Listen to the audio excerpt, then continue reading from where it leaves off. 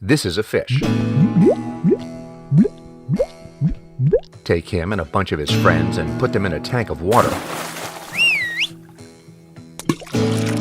Pump water from that tank to a growing bed planted with a bunch of vegetable seeds, and you can feed the world. That's the plan this guy says can and will work. My name is Claude Gallipo. I'm the head lettuce and CEO of Plantonics. Plantonics is aquaponics. It's a system that we've developed to grow fish and vegetables. Okay, let's back up here for a second. What is aquaponics? Well, the Merriam-Webster dictionary says aquaponics is a system of growing plants in the water that's been used to cultivate organisms. That's just what Claude is doing, using the water from his fish tank to feed and nourish his garden. 2.5 years of research and development, resulting in a growing system without any chemical fertilizers or herbicides. Claude's doing all this in his Savannah, Georgia garage. Everything is here. The fish, water, the pump, pipes, and thriving growing bed. It's solar powered, so it's completely off the grid. We're running that through a nighttime system that actually makes it more efficient and don't have to depend on the electricity at night. We developed a whole concept of powering off the grid 24/7. And water's not being wasted either. Our system utilizes 90% less water than a typical growing area. With the system working so well, Claude is expanding his growing area to include a small garden at the end of his driveway.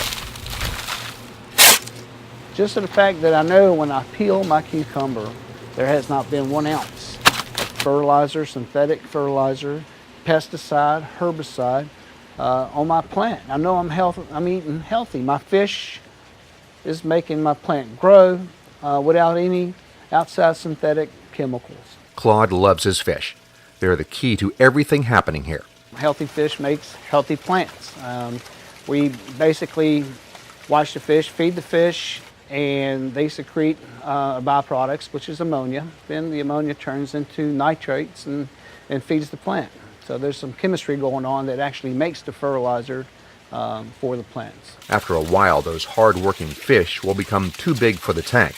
That's when they move on to filling another vital role. When they get 1.5 pounds, then the compression in your water system, you get too much fish, you're able to eat the fish. That means protein to go along with all of those fruits and vegetables. This isn't Claude's day job. It's the result of his personal search for healthier food. He didn't know where the fish or vegetables he ate came from. Now he does.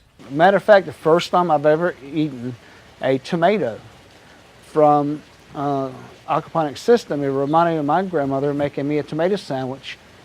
That flavor is natural. It's undiluted. It's not being genetically modified. I mean, it just ripes on the vine and it's ready for the picking.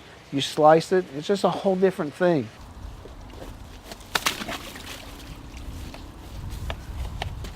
I've seen great results. After 2.5 years of research and development, employing some of the strategy and the benefit of our system development, we're getting basically almost a 5-to-1 compression, which means that we're able to grow 5 times the amount of food or plant matter in the comparable garden footprint. So instead of 1 plant per square foot, that's 5 plants per square foot.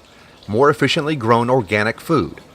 By the way, I wasn't kidding when I said earlier Claude hopes to feed the world, or at least help its people feed themselves. The reason why that we wanted to make sure that we can develop a system with maximum growth is that we're taking these things to third world country, Ghana and Cambodia. In order to share his high-output growing system with people who have difficulty growing their own food and really need it, Claude has developed what he calls a vegetarium. It's a shipping container that transforms into a fully operational greenhouse. Everything that you need to grow and start a greenhouse is inside that. So it basically will get picked up, put onto a ship at the ports, and hauled away to the third world country. They receive it and they take it, and 3 days later they're actually can be planting products in their greenhouse. When he isn't working with his plants and fine-tuning his vegetarium, Claude is developing relationships with established missionary groups in Africa. Those groups will get the vegetariums to the people who need them and help get the systems up and running. My end goal for Plantonics is being able to deliver technology that can create an environment of self-sustainable communities whether it's here in the States or out in third world country, reaching out and helping them to be more sufficient, to be able to educate them to plant a seed, how to take care of the seed, how to take care of the plant, how to pick the fruit. They can become more self-sufficient. And empowering people through is important. Whenever you do that, it becomes a real gratifying thing.